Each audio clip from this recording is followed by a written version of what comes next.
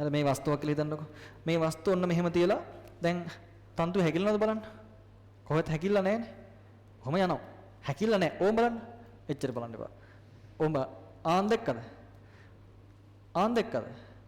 තන්තු බුරුල මේ දැක්ක තන්තු බුරුල වෙන මොහොතක මේ අර ඇදිලා පවතින මේ මෙතෙන්ට යනකොට මේ තියෙන පුළු මේ එහෙම තියෙන්න බෑ පොඩයි.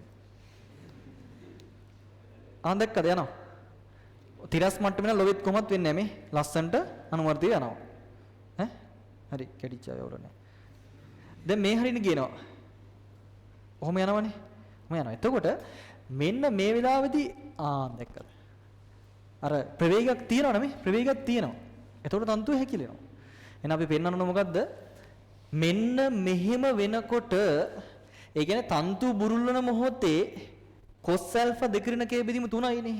ඒ වෙලාවේ අපි පෙන්වන්න මොකද්ද? ප්‍රවේගය දනයි කියලා. තේරෙනවද? ඔච්චරයි. එහෙනම් ලියන්න මෙහෙම. යන තන්තු බුරුල් වීමට නම්